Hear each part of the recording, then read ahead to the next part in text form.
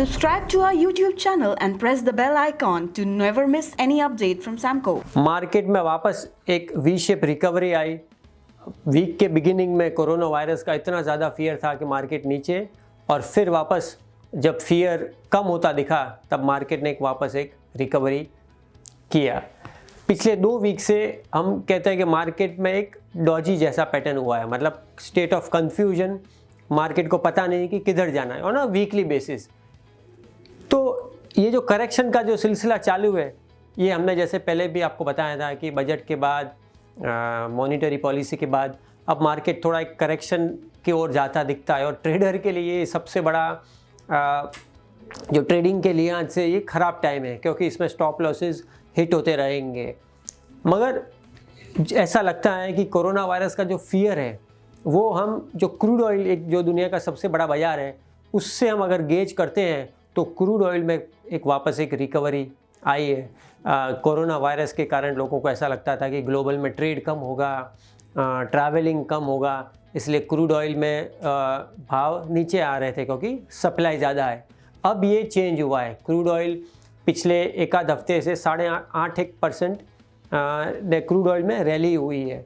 इसका मतलब ये है कि जो फियर है ग्लोबल स्लोडाउन का बिकॉज ऑफ कोरोना वायरस, वो शायद अब की थोड़ा थमता दिख रहा है, और इसलिए मार्केट में रैली हमने इस वीक देखी। गोल्ड में भी सरप्राइजिंगली $1600 के ऊपर ट्रेड कर रहा है इंटरनेशनल मार्केट में। ये भी एक बहुत बड़ा फैक्टर है जो शायद इक्विटी बुल के लिए अच्छा नहीं है।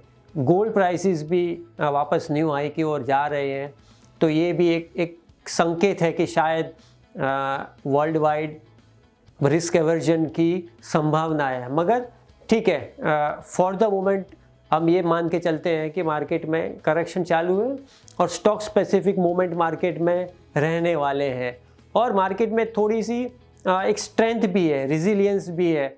नए IPOs आने वाले हैं, स्टेट बैंक ऑफ इंडिया का कार्ड IPO आने वाला है, और भी छोटे छोटे कंपनीज़ के IPO आने वाले हैं। तो मार्केट में थोड़ा सा बज़ रहेगा, मार्केट थोड़ा ठीक ठाक रहेगा, और गवर्नमेंट भी एक फुल सपोर्ट कर रही है।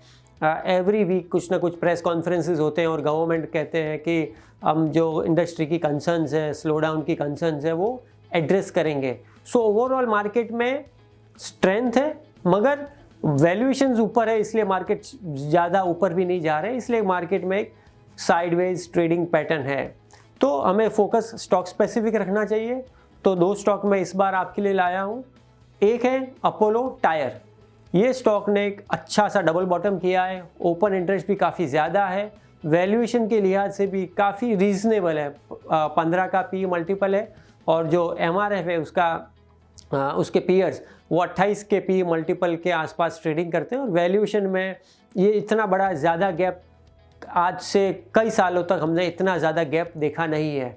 तो अपोलो टायर में एक अच्छा बाउंस बैक दिखता है, एक छोटा सा स्टॉप लॉस है, और ऊपर में जगह ज़्यादा है। तो ट्रेडिंग के लिहाज से ये स्टॉक में एक अच्छी पोजीशन आप ले सकते हो। दूसरा स्टॉक है मार्केट में शॉर्ट करने के लिए। ऑब्वियसली जब शॉर्ट करते हैं तो मार्केट में ऑलरेडी वो स्टॉक में इतना रनअप आया है, तब जाके एक जगह बनती है नीचे जाने के लिए भी। तो एस्कॉर्ट्स एक स्टॉक हमने चुना है। तो काफ़ी टाइम से मार्केट स्टॉक के प्राइस ऊपर जा रहे थे, और एक रेजिस्टेंस अभी स्टॉक ने फेस किया है। तो अगर शॉर्ट करना है, मार्केट में अगर वीकनेस लगती है, तो आप एस्कॉर्ट्स को शॉर्ट कीजिए। इसमें भी शॉर्ट स्टॉप एक छोटा सा, नीचे जाने के लिए जगह काफ़ी है। तो इस तरीके से स्टॉक स्पेसिफिक अप्रोच हमें लेना चाहिए। अगले दिनों में IPOs आएंगे, तो मार्केट में थोड़ी सी गर्मा गर्मी रहेगी, और हम आपको समय से बताते रहेंगे कि आपको IPO में इन्वेस्ट करना है कि नहीं। अगर आपके कोई सवाल है तो हमें लिख भेजिए, हम ज़रूर उसका आंसर देंगे। Thank you.